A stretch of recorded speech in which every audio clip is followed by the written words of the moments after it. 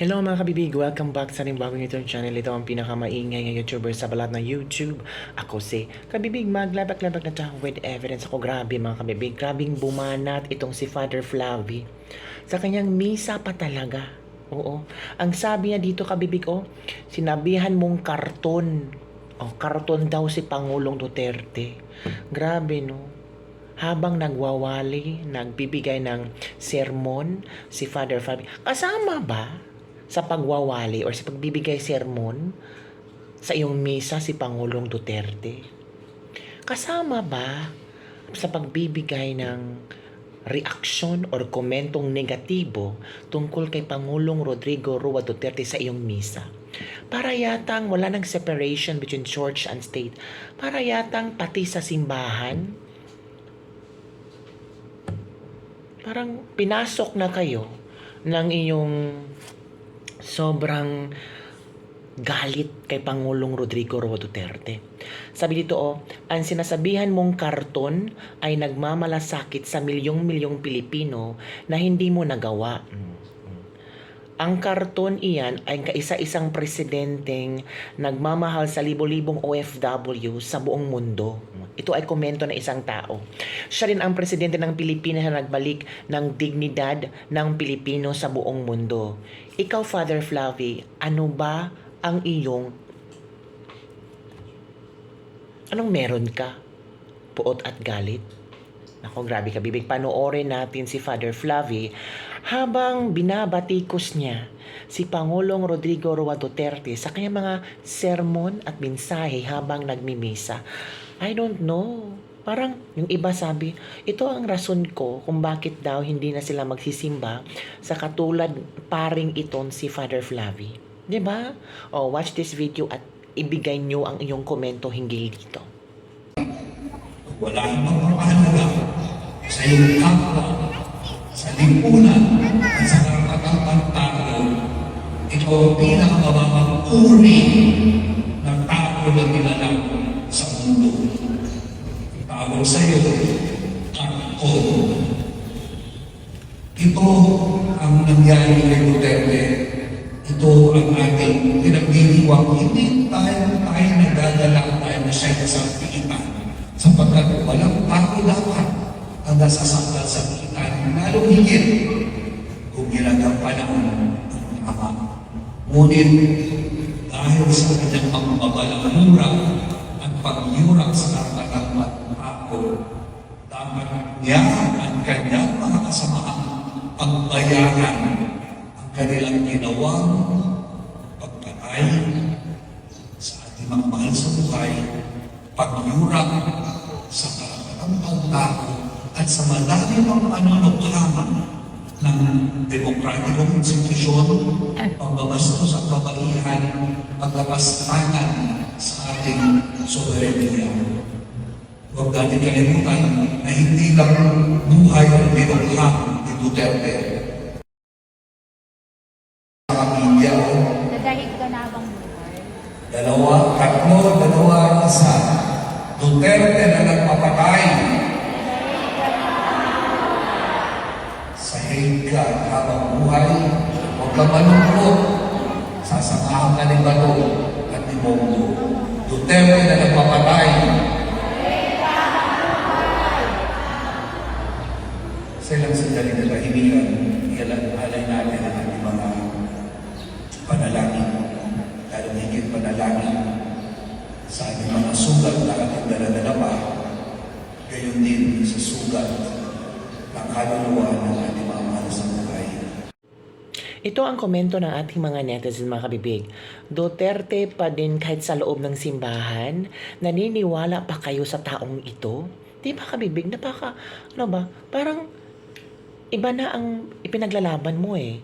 Hindi na yung kalayaan or justice, kundi yung puot at galit mo sa mga Duterte. Bakit, Father? Kasi nabitin ka sa panahon ni Pangulong Rodrigo Roa Duterte. Nabitin ka sa paggamit ng hangin-hangin. Nabitin ka ba sa pag yup-yup sa dapat mong yup-yupin? 'Di ba? Buti na lang buti na lang may naniniwala pa sa paring adiktos at ginawang santo ang isa ring adiktos, 'di ba? Saang simbahan 'to para maiwasan? O, tingnan yung kabibig ha. Komento ng tao, saang simbahan ito para maiwasan? Kasi ang mga tao magsisimba para makarinig ng magagandang balita galing sa Panginoon, words of God. Hindi yung purong puot at galit ang aming maa-absorb sa mga paring katulad niya. Dapat sana more on positivity. Dapat sana more on achieving and being tawag dito, pagmamahal sa Panginoon, sharing the blessing. Pero kung itong klaseng pare ang ating maririnig, para yatang ayaw mo nang maging Katoliko.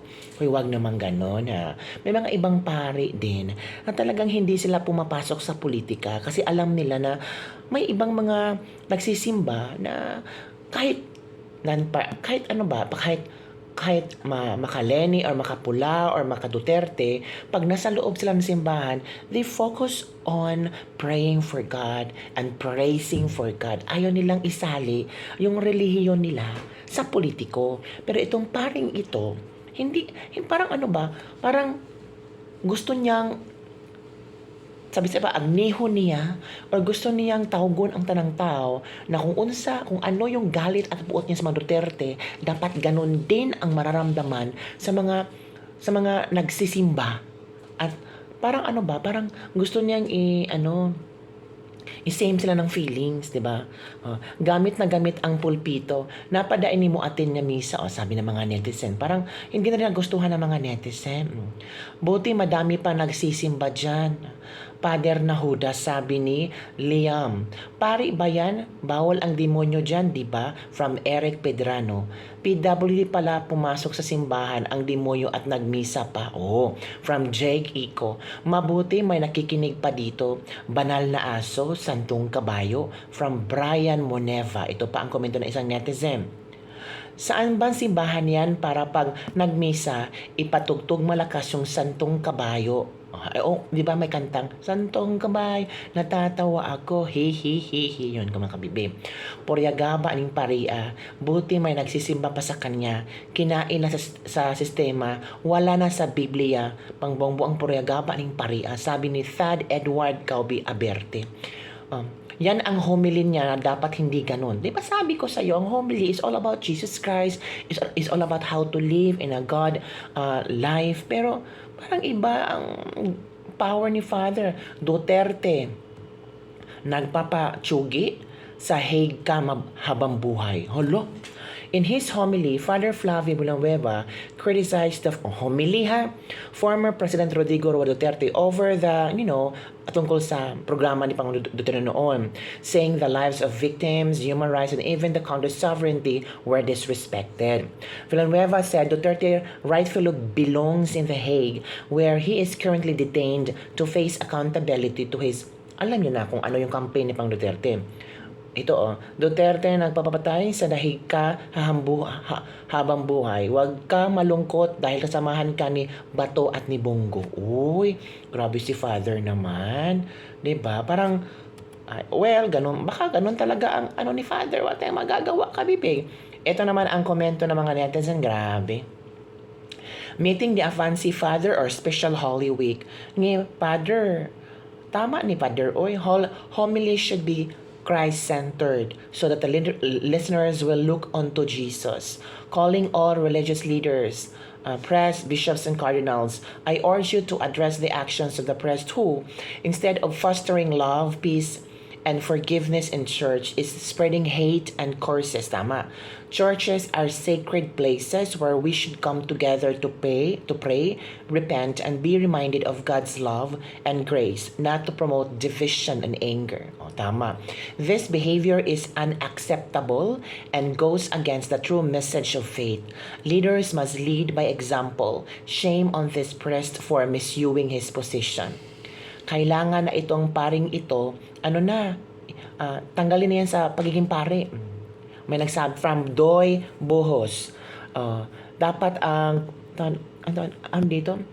dapat ang ibalita na daw ito sa Roma.